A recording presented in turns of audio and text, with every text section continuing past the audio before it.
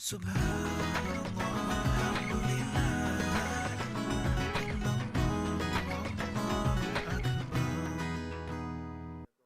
video yang beredar nampak pengemis yang diketahui bernama Ali Mukhtar, 29 tahun berjalan tidak wajar. Untuk menarik perhatian masyarakat agar iba terhadap dirinya, ia rela berjalan ngesot di Pasar IR Soekarno, Kabupaten Sukoharjo, Jawa Tengah. Sambil memegang gelas plastik warna pink, dia berjalan merangkak di halaman pasar yang berada di Jalan Jenderal Sudirman tersebut. Usahanya itu rupanya berhasil menarik simpati masyarakat. Dikutip dari tribunsolo.com, pengemis tersebut kerap meminta-minta keliling kompleks pasar dengan pura-pura lumpuh. Namun, saat petugas melakukan pemeriksaan terhadap pengemis itu, ternyata dia bisa berdiri dengan normal dan berjalan seperti orang pada umumnya.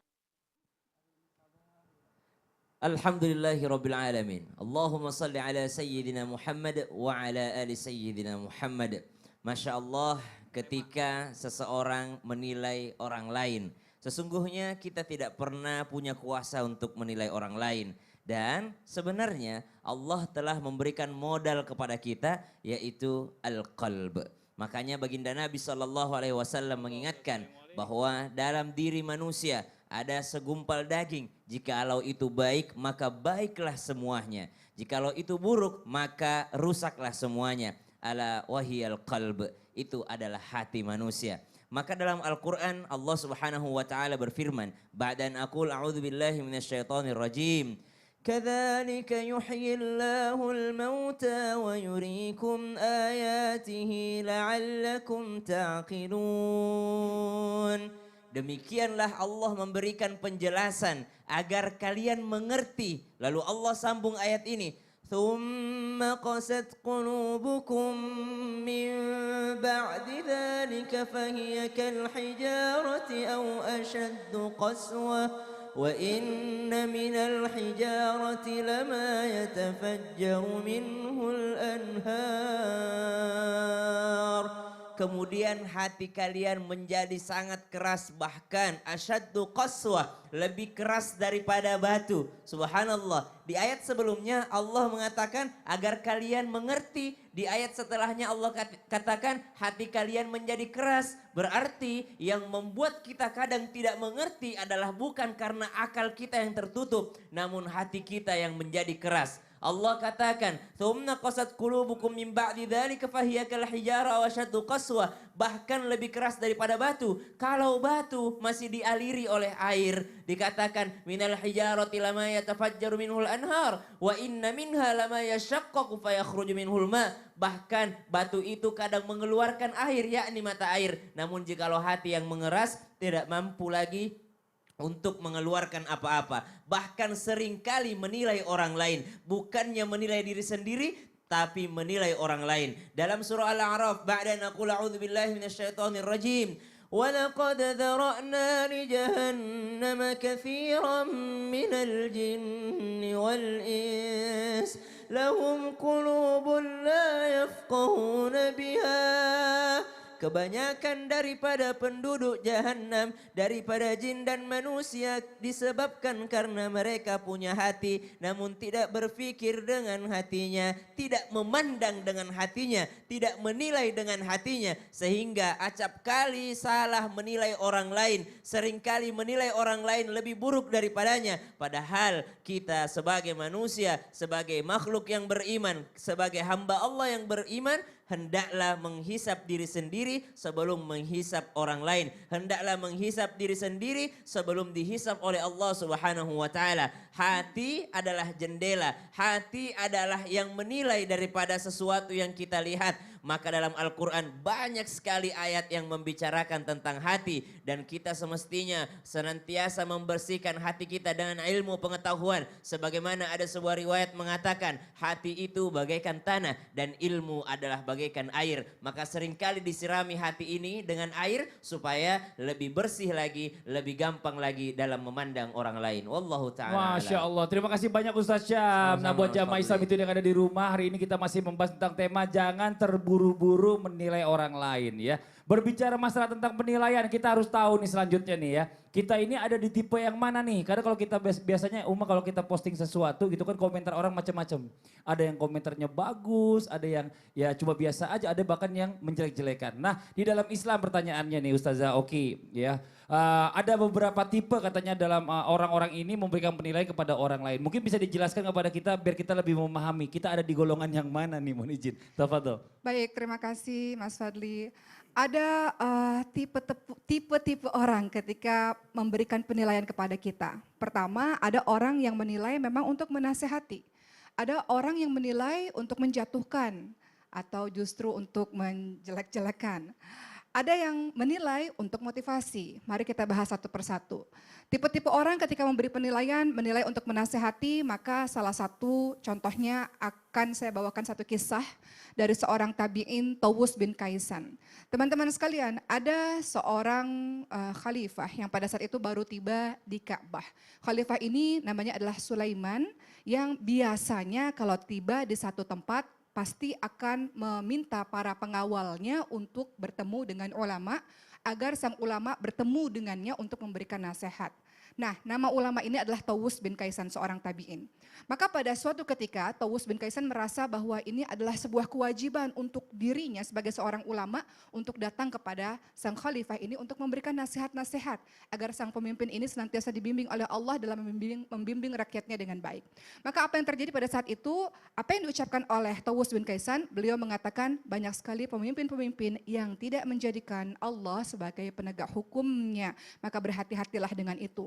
Maka apa yang terjadi dengan sang khalifah Sulaiman, beliau bergetar sangat ketakutan sekali ketika mendengarkan nasihat tersebut. Setelah itu, khalifah berikutnya Umar bin Abdul Aziz pun meminta nasihat kepada Tawus bin Kaisan ini, tolong nasihati saya sebagai seorang khalifah, sebagai seorang pemimpin, apa yang harus saya lakukan. Maka Tawus bin Kaisan menilai atau memberikan nasihat kepada sang pemimpin ini dengan ikhlas lillahi ta'ala. Apa kata beliau? Kalau engkau ingin amalmu baik wahai khalifah, maka pilihlah pengawal-pengawalmu atau orang-orang di sekitarmu adalah orang-orang yang baik.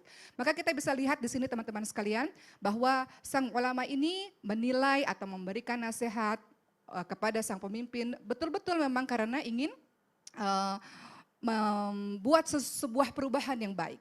Itu yang tentu kita inginkan. Namun ada jenis orang yang kedua yang menilai atau berkomentar atau memberi nasihat tujuannya adalah menjatuhkan. Kita bisa lihat teman-teman sekalian dalam kehidupan kita sehari-hari pada saat ini kita semua memegang sosial media. Banyak orang yang memberikan penilaian dengan begitu mudah. Tidak berpikir dahulu apa dampak dari apa yang dikeluarkan olehnya. Contoh sederhana yang paling banyak terjadi, teman kita misalnya baru berjilbab, jilbabnya belum sempurna. Kita tahu dalam surah Al-Ahzab 59 Allah katakan, yudinina alaihina min jalabibihina dzalika adna ifraqna falyudain. Ya betul, jilbab adalah wajib untuk dipakai pada seorang muslimah, tapi dia baru belajar. Tapi terkadang orang-orang di luar sana atau teman-teman mengatakan netizen dengan mudah mengatakan, kok pakai jilbab seperti itu, mendingan dibuka aja jilbabnya atau kardus, kerudung dusta dan sebagainya yang membuat pada akhirnya dia terluka. Dia merasa kenapa saya tidak didukung? Dia buka jilbabnya. Salah siapa teman-teman sekalian? Engkau orang yang sudah belajar, orang yang sudah lebih paham, maka hati-hati dalam menyampaikan dakwah yang menyentuh hati untuk seseorang. Bukan keras dan kasar sehingga orang lari berjauhan daripada dirimu. Dan kemudian yang ketiga, ada orang menilai atau memberikan komentar adalah tujuannya untuk memotivasi. Seperti yang dilakukan oleh Rasulullah SAW. Rasul mengatakan kepada Khalid bin Walid radhiyallahu anhu, contohnya engkau adalah pedangnya Allah Subhanahu wa taala. Maka dengan begitu orang-orang termotivasi untuk menjadi jauh lebih baik lagi. Wallahu a'lam, mudah-mudahan bermanfaat. Masya Allah, terima kasih banyak Uma atas penjelasannya. Jadi 3 orang ini ayo coba masing-masing sekarang kita bercermin kepada diri kita. Kita masuk yang mana nih? Yang pertama, kedua atau ketiga? Oke, otomatis semua kita di sini yang ketiga. pertama Yang ketiga. lah. Yang pertama. Yang pertama Bagus, yang ketiga juga bagus. Karena Memotivasi. dakwah kan. Iya, Masya Allah. Nah sekarang kita lanjut lagi nih buat jamaah Islam Itu Indah yang ada di rumah. Sudah banyak juga yang mengirimkan pertanyaan di sosial medianya Islam Itu Indah. Waktunya sekarang kita membacakannya di segmen Tanya Dong Ustadz. Kami semua tanya dong Ustaz. Oke, langsung aja kita masuk ke pertanyaan yang pertama. Uma kaget kok ada suara ininya ya, backing Kok manual? Baru tahu. Manual. Suara saya bagus kan? Kita ke pertanyaannya dari Instagram hamba Allah. Assalamualaikum, mohon dijawab Pak Ustadz Syam, favorit kami. Wih. Amin. Maaf, Ustadz Maulana bukan favorit. Begini Pak Ustadz, gimana memupuk kembali rasa percaya terhadap anak menantu yang telah mengecewakan? Karena saya tuh menilai menantu saya tuh baik banget, pokoknya menantu idaman. Tapi saya malah dikecewakan. Apakah ini akibat pengharapan dan penilaian saya saja yang terlalu tinggi ya? Hingga timbul rasa kecewa. Mohon dijawab ya Pak Ustadz, terima kasih. Yang jawab Ustadz Syam, bukan Ustadz Maulana. Karena tadi yang diminta Ustadz Syam. Gimana Ustadz? Subhanallah, pernah kita ingat guru kita mengatakan di mimbar Islam itu indah, berharap kepada manusia adalah patah hati yang disengaja. Itu yang pertama. Yang kedua, Nabi Isa alaihissalam berjalan bersama dengan murid-muridnya Nabi Isa. Ketika berjalan ada terlihat yakni bangkai, maaf anjing yang telah membusuk. Maka teman-teman atau murid-murid Nabi Isa mengatakan, ih bau banget bangkainya, ih jelek banget, ini busuk, ini dan sebagainya. Semua yang buruk disebutkan.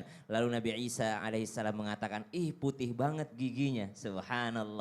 Jadi mencari sisi positifnya di antara sisi negatif yang begitu banyak. Maka pandai-pandailah untuk melihat sisi positifnya. Yang kedua, jangan terlalu banyak berharap kepada manusia karena kita berharapnya hanya kepada Allah. Percaya itu boleh-boleh saja sebagaimana kita ingin dipercaya, maka percaya pula lah orang lain. Wallahu ta'ala alam. Masya Allah, kita masuk ke pertanyaan yang berikutnya ya.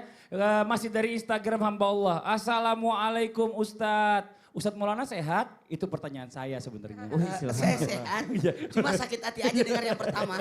Bagaimana cara bersabar nih? Cara bersabar ya. Bahkan cara mengembalikan nama baik saya di keluarga, di tempat kerja saya. Saya difitnah, bahkan dinilai sama orang-orang selingkuh. Bahkan sama suami saya sendiri Ustadz. Padahal saya sudah meyakinkan mereka saya tidak melakukan itu. Orang-orang ini menilai saya wanita tidak benar dan sudah menjadi pelakor. Saya frustasi Ustadz, kadang terbesit dalam hati buat mengakhiri hidup saya. Nauzubillah min zalik. Udah gak ada lagi yang percaya Ustadz, mohon bimbingannya. Ustadz Maulana silakan dijawab. Saya greget nih. Sambil tausiah boleh. Saya tahu saya aja. Iya. Izin Uma, Ustadz OCD. OSD. Kok dikasih OCD? OCD buat ini diet. OCD. Bismillahirrahmanirrahim. Jamaah yang dimuliakan oleh Allah, orang tidak tahu siapa kita. Tapi yang jelas, kenapa sih? Lagi suka improve salah sih. Yang jelas Allah sudah memberikan kita kehidupan. Apa artinya? Ketika kita diberikan kehidupan, berarti Allah punya rencana baik buat kita. Sekali lagi, Allah punya rencana terbaik buat kita.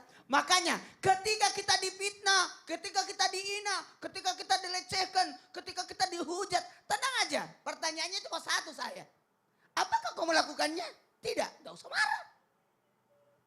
Apakah kau melakukannya? Iya, jangan juga marah karena kalau melakukannya. Makanya tidak usah marah. Yang paling penting kalau seperti ini, benahi diri. Perbaiki diri, sibuk memperbaiki diri supaya orang berkata, jadi kita lawan keburukan itu, fitnah itu dengan perbuatan. Perbuatan. Kembali lagi 1000 kata satu perbuatan itu yang menentukan. Yang paling penting, kalaupun itu dosa dan sebagainya kesalahan, kan kita dianjurkan untuk apa? Berbuat baik supaya apa? Menutupi keburukan dengan kebaikan.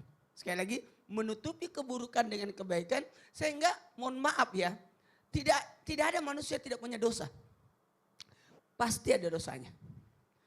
Kita bukan nabi yang maksum, yang terhindar dari dijaga dari dosa. Kita ini manusia biasa, pasti ada dosa dan kesalahan. Cuma mereka itu tidak ditampakkan dan kita lagi diperbaiki.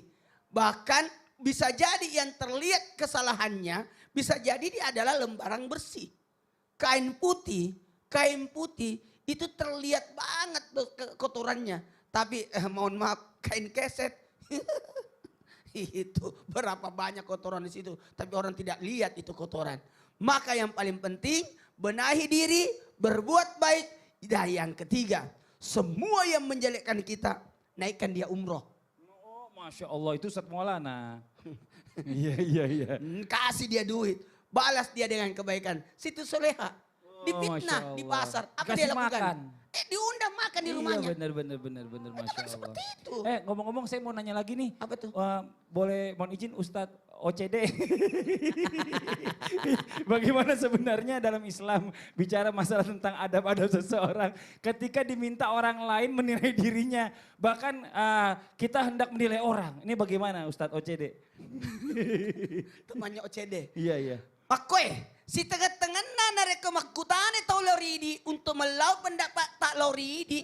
Akesingengi ada tak. Kalau mau Jangan iklan sampai selalu rooming. Apa sih? Kita jadi bingung dengernya maksudnya apaan. Udah deh ntar aja deh ya. Uma kayaknya Kalau ngerti, mau Uma. iklan rooming mulu. Gitu ya. Iya, cuma Ustaz Syam doang yang ngerti. Ya udah, jamaah yang di rumah jangan kemana-mana ya. Kita akan mendengarkan jawabannya dengan bahasa Indonesia setelah yang satu ini. Tetap di Islam itu indah. Jamaah, oh jamaah. Alhamdulillah. Kalau orang berbahasa daerah, itu berarti ada.